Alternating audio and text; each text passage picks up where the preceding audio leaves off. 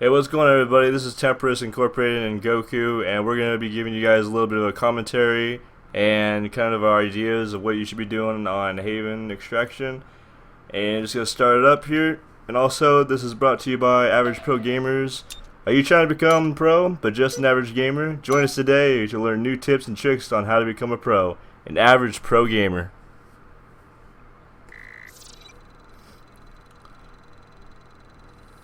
Also, just going to give you a little bit of a gameplay, just so you have something to watch before you go on your little holiday break to see fireworks and stuff.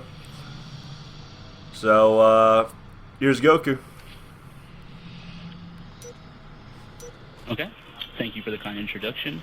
To everyone out there that doesn't know me, my name is Goku, and my gamer tag is also Goku Rises.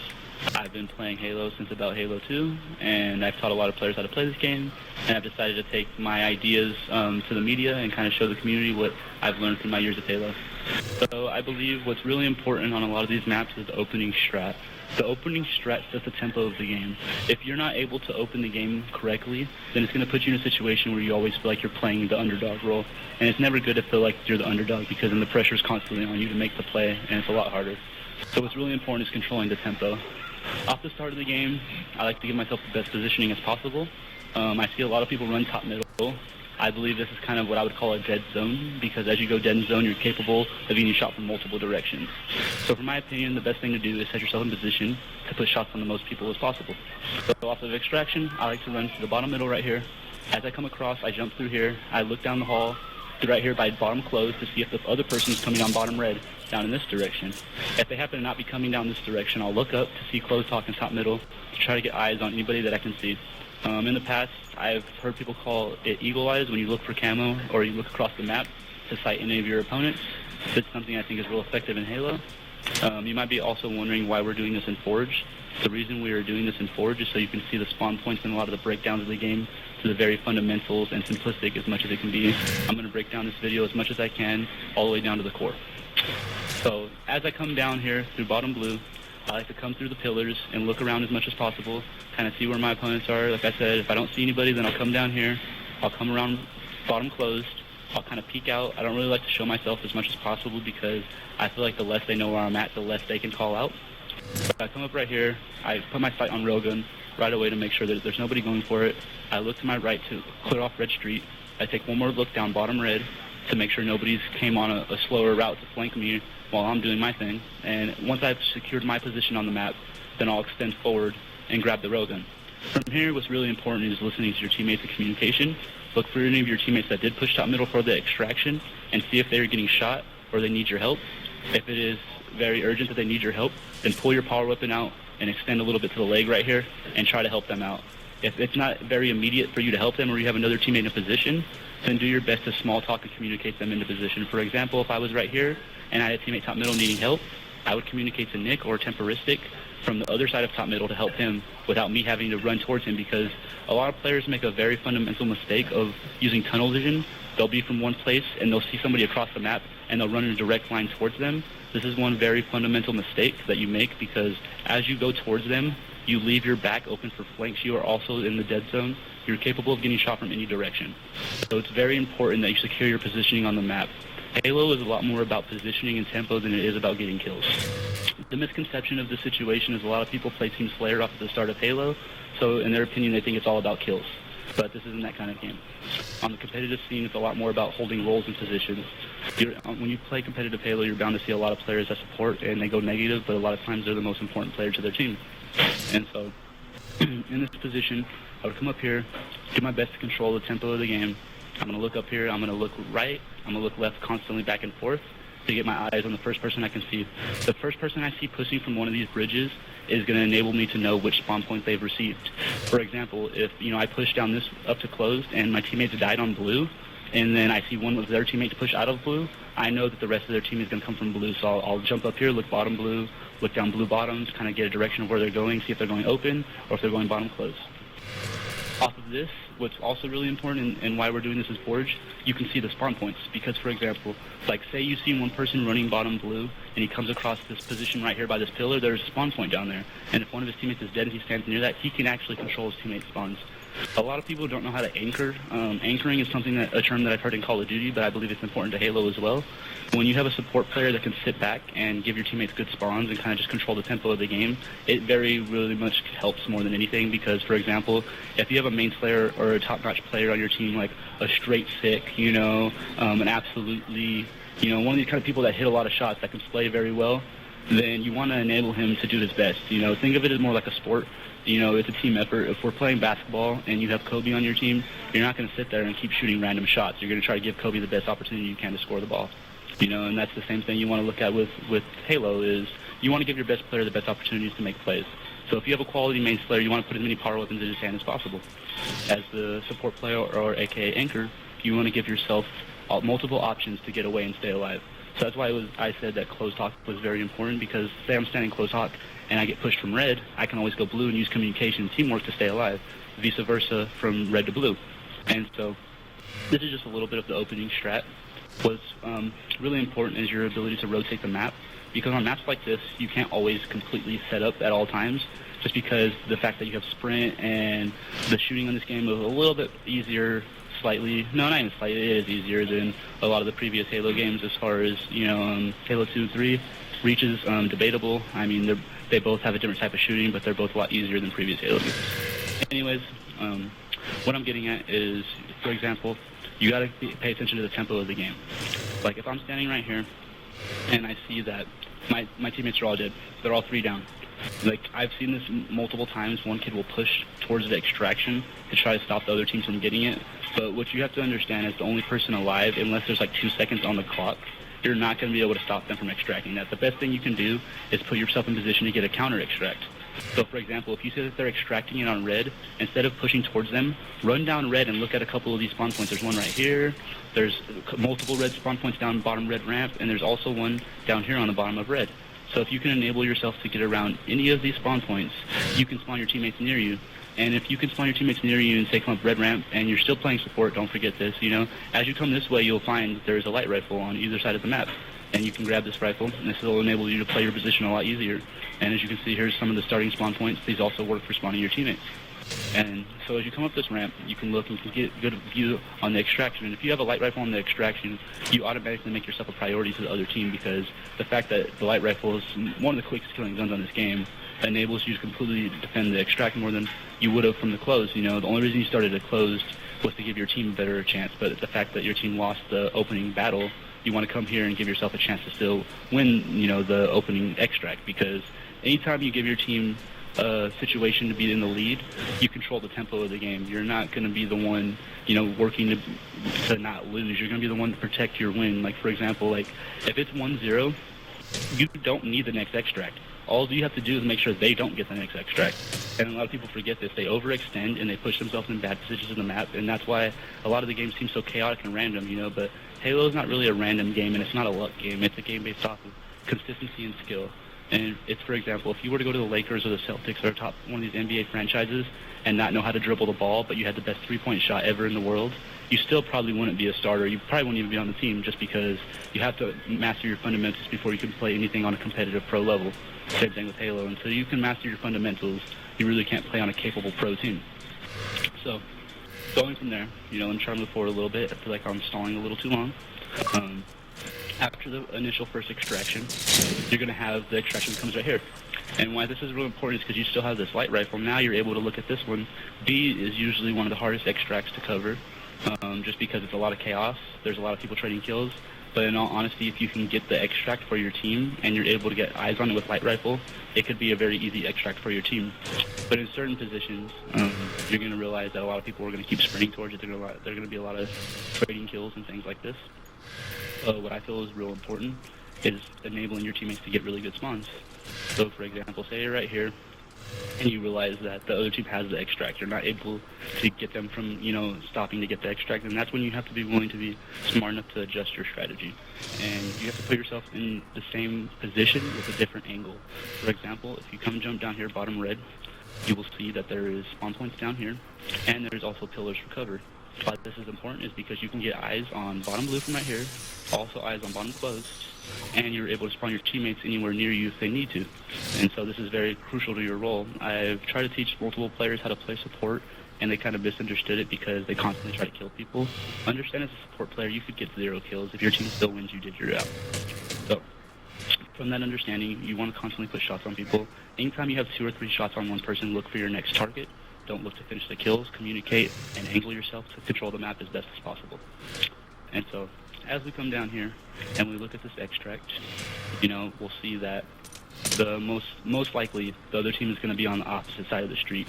You might have a few people flanking from random directions, but if you're able to communicate and hold your position, you can team shot these kids real well because they have to jump and sprint to get out of bad position. For example, if they're coming bottom close, plasmas spawn down here, so you can very easily constantly keep throwing plasmas right here, so they're forced to come to the blue side of bottom close. Now, say that you're in a position where your whole team dies and they're pushing towards you. This is one of the real negative situations where I see people die. Honestly, there's sometimes you can't control the situations, but the best thing you can do is constantly take their attention away from your teammate. So if you're not able to give your teammate spawn, say they're chasing you down and you're not going to be able to get the good spawn, well, do your best to just jump around, the map and make them chase you. If you leave this bottom area and you come up here, they have the choice of either chasing you and leaving the extract and no longer being able to defend it, or letting you go. If they let you go, then you'll be able to spawn your teammates right here and make another effective push. What's really important about controlling the tempo of the game is the small talk between your teammates, enabling your teammates to know what you're planning on doing and what you need them to do.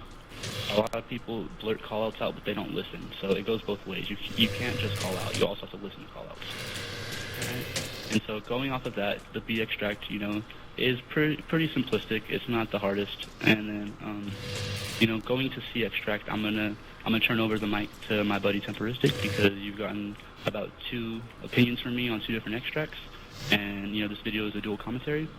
So feel free to hear what he has to say on C extract, and I will be back with you for E. Alright guys, Temperistic here again, and just a little bit from after you get B, or about 10 seconds left on B, you want to send about 2 guys starting to go to C, 1 top and 1 bottom, because you don't want to push in the same area. Just kind of stupid, clusterfucking in the whole area.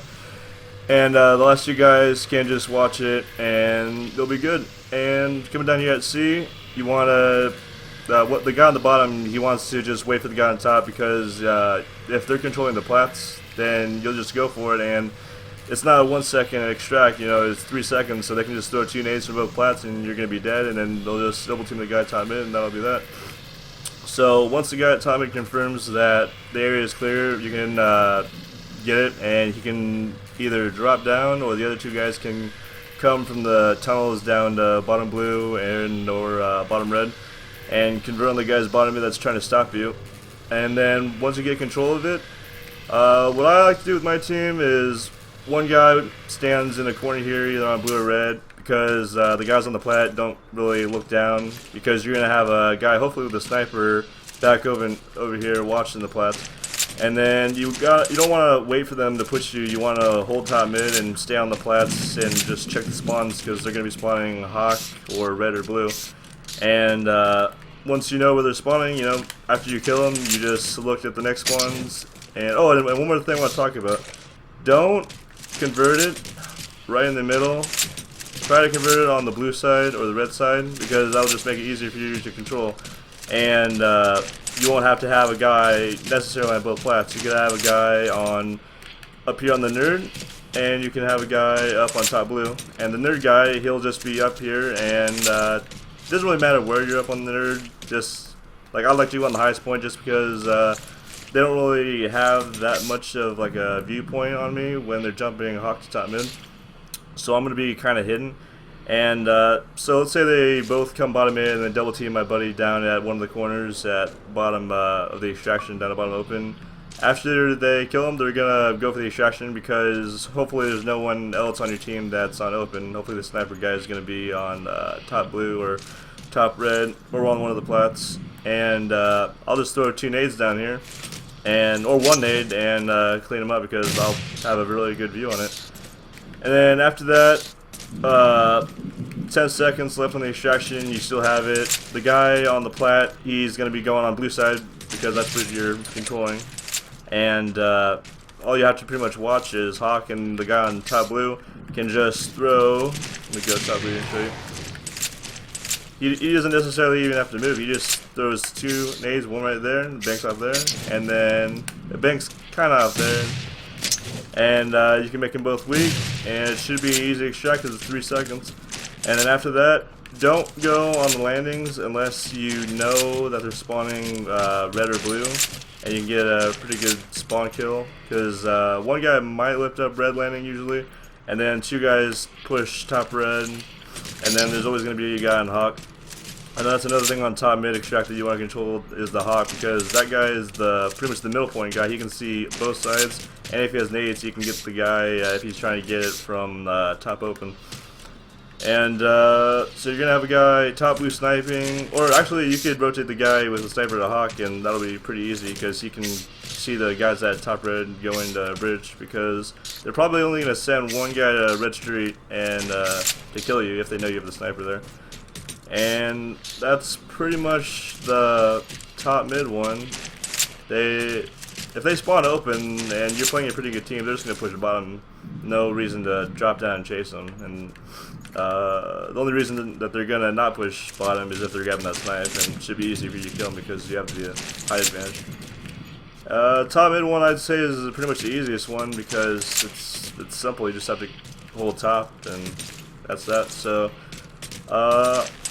I'm gonna leave here and see if Goku has any final thoughts on the extractions, anything he wants to touch up on. So here he is.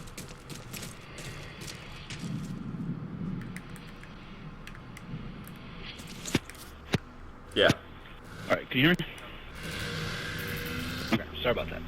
I had to turn my mic off so nobody could... I didn't have all background noise while you were talking. Now, to add what Temperistic was saying, the only thing I would say that we kind of have not gone over yet is power weapon control. The ability to control power weapons can really change the tempo of the game, even when they have the right positioning. For example, they can be controlling the nerds or the wings or however you refer to them. And if they are, then you having the power weapon can really make the difference in the game. For example, a sniper or railgun. A lot of people aren't persistent on these times. As long as you constantly time your power weapons, you will have a lot greater chance of winning the game. For those of you that don't know, sniper and railgun usually come up every 2 minutes from the touch. Sometimes you play different maps and the changes time. I call the railgun dirty weapon times. Dirty weapon comes times. up. It's static, so it comes up without you touching it. Yeah, so it's every 3 minutes. Okay. So 50 minutes to start, then 12 well. minutes, 9 minutes, and so on and so forth. Okay. Well, as you heard, Nick was correcting me on that. A little off on it because they changed the settings a lot with these different variations of extraction and AGL and PGL and all the different leagues we have right now. So, but sniper is 2 minutes. It is actually 3 minutes. Yeah. And it's and the sniper is 2 minutes. So that being said, the railgun will be the more important power weapon to control because there's less of them on the map. So this being said, the fact that you can dirty your sniper time and the railgun is static, you want to constantly time your railguns and use your power weapons in a chain reaction. Like for example, by you getting railgun at the 3 minute mark, and then you want to sit there and get in good positioning for when the sniper comes up. And as long as you have the railgun to cover the sniper when it comes up, you can enable your teammate to get the sniper because they're not going to be able to push that side if you have railgun. And once you enable your team to have 2 power weapons on their side, you have a way greater advantage than the other team because you have the ability to get insta-kills with your railgun or your sniper. And so what I think is real important is, for example, getting your own basis for the time. Like when I'm playing this map and I'm controlling sniper, like I know it's my role to be the slayer or the main slayer objective. Anything that involves slaying and I'm involving myself with the sniper, what I try to do is always dirty it by 20 seconds, just so I know that the other team might show up 20 seconds ahead of time, and it'll give me a chance to get in position to get a free kill and get the power weapon. Another thing about this is there's 2 frags that spawn top middle right here, and so as you say, for example, if you spawn top blue or top red and you know that the power weapon is coming up within 10 to 15 seconds, you can always jump up right here, grab some nades, and look down and kind of see what's going on. Throw nades on these pillars to make sure they're not hiding, and enable yourself to jump down and look around, control your surroundings, and communicate with your teammates to enable yourself to get the power weapon. One thing that I think is very crucial is unless you know that the other team is 2 down, 3 down, or you have complete control of this side of the ramp, to necessarily bait the power weapon a little bit, because baiting it can allow you to get free kills If you have no idea where the other team is at, your teammate is kind of trying to figure out where they're at, where they're spawning, what's going on. And sometimes it's good to leave sniper there because a lot of people have tunnel vision, like I explained earlier, and they'll come directly for the sniper thinking that if they can get the sniper, they can help their team, not realizing that the communication with their team is a lot more important. So, for example, if you come on this pillar and you look red ramp, you might catch a kid trying to get on the wing. Same thing with blue. Keeping eyes on these kind of things, like I said, is very crucial. One thing myself personally I like to not do that I see a lot of kids do, I see a lot of kids standing right here trying to protect the extract or standing on these walls. I suggest that you don't do that because to me you're just a floating target. I think what's really important about controlling this extract is controlling the wings and the rotation of bottom middle. For example, you don't have to control an extract, you don't always have to sit on it, but at the same time you don't want to overextend. So imagine that most maps are something similar to football fields. There's a 50 mark, and there's a mark you cross where you play offense and you play defense. So if you were to come down here bottom closed, anything from this bottom pillar down here, if you're on this side, this is defense. If you're on this side, this is offense, because as you are on this side, you're able to put your back towards the wall or open ramp and know that 9 times out of 10, unless your teammates are not calling out with you, you should not get beat down or should not be getting a sneak attack on you. You should have the people in front of you. And so when you have somebody in front of you, me personally, I feel like it's always easier to get the lead shot. And the lead shot is really important in some BR battles because if you guys are both completely on hitting all 4 shots, the lead shot can be the main difference between who wins the BR fight. So I say it's very crucial to control that. One thing that's real important is to have your teammates calling out for you so you can enable yourself with the best positioning. If you find yourself 2 down or even 3 down and you're down here by yourself or there's 2 of you, the first thing you want to do is to figure out what side of the map they're spawning on and where they're at. So if you figure out that they're on red, then use your, control blue so that when your teammates spawn, they'll spawn blue, because if you don't control one side of these maps, then your teammates are going to spawn close more likely than not, and they're going to have to go from one side of the map to the other to get to the extract. So it's really important to control either blue or red for your teammates' sake. Understand I explained roles earlier. Not everybody's always going to be able to play the role they want to play. Sometimes, you could be the Slayer, but it is going to be your job to get the spawns. If everybody dies and you're the only person alive, you shouldn't keep going for kills. You should run to the nearest spawn point you can find. If you're not familiar with all the spawn points on all these different maps, then I suggest you come to Forge like I do and memorize them all.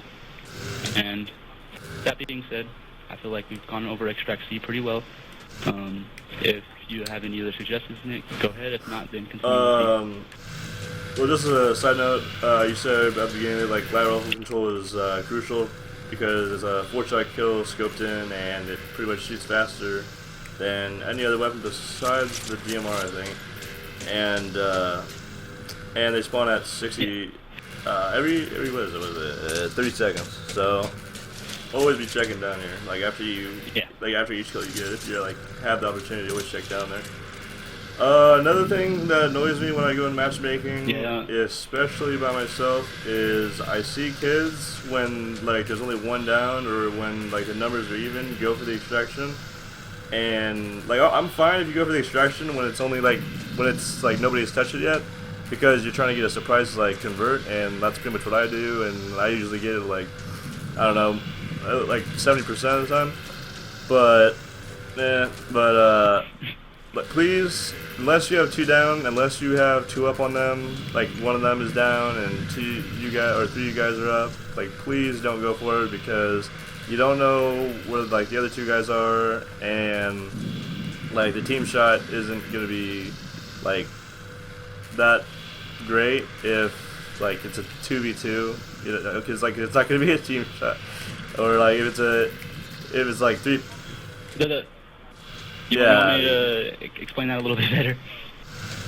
Okay. So basically what my friend Temperistic is trying to explain to you guys is that in situations, like I explained earlier, of a 4v4 standoff, when you have all teammates alive, it is very crucial to control the tempo or the positioning of the map. When you have one person going for the extract and leaving his 3 other teammates to defend, it is very less likely that you are going to win a 3-on-4 unless you have a power weapon or you make a really good play. And so understand that the most important thing is controlling the tempo. What you want to do is get 1 down first, sometimes 2, and then go for the extract. And even then, it could be a wrong move, because if the other team is bottom middle, they can easily nade you off the extract, and then just like that, it's a 3-on-3 again. Or you could even lose 2 people, and then they have the advantage 3-on-2, and they're getting the extract. So what's very important is when I grew up playing Halo, I remember that I seen a couple different people play. I can't remember the name about it. I remember Gandhi mentioned the guy before. He explained that when he played with his team in Halo 1, that they didn't really necessarily even go by names. They were just like player 1, player 2, player 3, and player 4. And the reason I think this is very important is because by enabling these positions, you can enable priority positions. For example, say we were a team of 3 or a team of 4 down here on the open ramp, and we just killed one person. I could be like, somebody, we need player 1, we need a player 1, we need a player 1. When I say player 1, then that person will know that he needs to run bottom middle, because this is the very first priority position we need to make sure that they're not sneaking around, making sure that they're just waiting for us. And then once we have this one person enable the position, he's like, all right, we're good to go for the extract. Then that second person is able to go for the extract. That is the smarter play. And then you can have your 2 people on the sides pushing the angles that they might come from. For example, they might come from the wings, or they might come from top middle. So knowing this, if you have pulse nades or any kind of nades, you can throw them towards top middle to get their attention and then keep your eyes on the wings. Or you could have one teammate watching open ramp, you get one teammate watching the wings. There's various different ways to set up the 2 people on the open ramp, but the most important thing is having the one person pushing bottom middle first to make sure you don't have somebody hiding down there to get a free kill. And so I think, that's more or less what he was trying to get at. I've had the same problems when I've played matchmaking, that when you play matchmaking, you have a lot of kids that just because it's objective game type, they force the objective. They either pull flags when you have all your teammates up, or you could be facing overshield guy and they pull the flag in the most crucial moments. So that's why small talk is really important. If you like to pull a flag or go for an extract, small talk with one of your teammates so that you have another opinion on if it's the best decision at all. For example, if I was playing with Nick and we just killed 1 or 2 down, I'd be like, all right, should I go for extract? Should I go for extract? And he's like, yeah, go for it. Then I'm going to go for it. But if he's like, no, they're spawning blue, help me, then I'm going to turn back and help him kill on blue. And sometimes it's really good to overslay. Some people consider it statting. I don't. I think by overslaying, you destroy the other team's momentum, and you take over the tempo of the game first time you completely. slay, you don't necessarily have control, and then after you control, you slay him again. Some teams do that. And then after you control him while you have control, then you can get the objective. What I feel like a big part of that comes down to is chemistry. The longer you play with your team, the less slaying you have to do, because you guys know what you're supposed to do to get the plays done. But when you're a newer team, you need to slay a lot more to give yourself opportunities to make the right plays, so you can get experience and chemistry together. And because different play styles mesh in different ways, that's why this is also important. For example, you might have a main slayer that is really aggressive, and because of that, you need to make sure that you overslay before you go for the extract, because if he's really aggressive and there's 2 people pushing him, he might just challenge them and get killed, and then put your team in the more or less bad positioning of the map. So it's very important to kind of let the plays play themselves out, not to force them. Understand an objective, it's more or less a stalemate half the time. So it's about giving yourself the edge in the stalemate, not going for the objective. Once you have the edge in the stalemate, then you enable yourself to go for the objective. It's a chain reaction from play to play. That's why I said earlier that Halo isn't necessarily luck like some people think it is, because it takes skill to make play after play after play. In Halo, not always the most skilled player wins or always the best player. It's the player that's able to play consistently with the least mistakes. And that goes back to what I said about fundamentals. You could be one of the best scoring teams in the NBA, but if you're constantly making turnovers or bad plays, you're going to lose. Opposed to a team like the Spurs, that is one of the most fundamentally strong teams. They have older players. They're not the fastest. They're not the biggest, but they have some of the best fundamentals the NBA's ever seen. With players like Tim Duncan, that are very consistent, very, I would say, humble for as good as they are, and that's really important, is not letting skill or victories go to your head. As you get better, as your team gets better, don't let it change the way you perceive Halo or the way you carry yourself, because you could have a great team, and then by you getting an ego, you can ruin everything. So remember that. And I feel like we've done more than enough for Extract C. And one thing I'll dabble on is to make sure you use all the various weapons that are on the and maps. the jumps. A lot of people just always use their BR, but and the jumps, and standing at the right angles. For example, since it only takes 4 shots to kill people, if you look at me real quick, Temperistic, you can always stand on this ledge right here, And this is a good spot because when people come chasing around this corner, even if they could have a 1 or 2 shot lead on you, if you jump throughout the air, that could be just the advantage you need to finish the kill. So you don't always want to challenge, but at the same time, you want to give yourself an ability to challenge if you have to. Because one thing I learned from a good player and friend of mine, Tyler, called Mentality, is that there's a right and wrong way to challenge. And the fact that if you can challenge the right way on a consistent basis, it puts a lot more presence and pressure on the other team and disables them from pushing them out around the map freely. I know people know the differences between when they play kids where they can't run out and kids when they can. When you play kids that have a perfect team shot or really good power weapon control, you know you're not running top middle or you know you're not running bottom middle because they're going to melt you. Opposed to when you play kids that are, just scrambling around the map and you can push across top middle and get a fast finish. You can always do the Roy and go right, left, right, jump. Or SK. Yeah, you can always do that. And that's because... well, it's not the SK anymore because he went to college. He's playing Halo yesterday. Anyways. He's confused. Anyways. You can always hide top mid on the pillars. You'll never see it. Do extract unit. Where is he? Oh, okay. The next one's top mid, alright. So, another thing I want to say is, another thing I want to touch on when people rush, when there's like 30 seconds or 20 seconds and it's starting getting down to nitty gritty. I feel like they get pressured and they get nervous and they're like, oh my god, we're gonna lose the extraction or we're gonna lose the game, so we gotta rush it and stuff. Maybe once in a while, if there's 1 second, if you know or you think you know that the people on the other team are starting to leave the extraction more than they need to, maybe even more than half their team is going to the other extraction. If there's 1 second left, and you're right here, I'd say go for it because sometimes you can get a sneaky convert. So anyway, yeah. Yeah, and to add to that, we kind of went over extract D when we went over extract A. If a lot of you didn't realize that it's the same extract, that's why he's kind of just skimming over it. The only difference is you don't really use the opening strat when you're doing this, because it's already more than halfway through the game.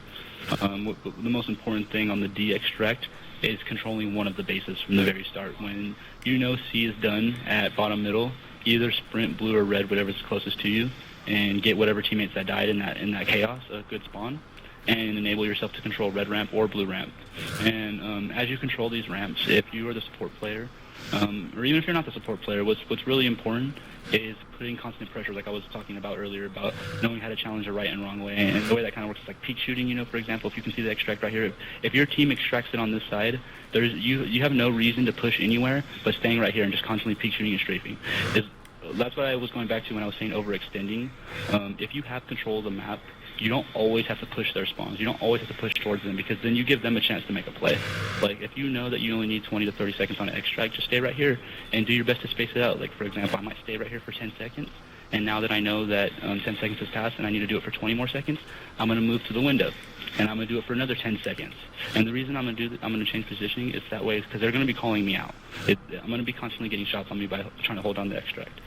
But the places that I choose to stand always give me good peek shooting and strafing.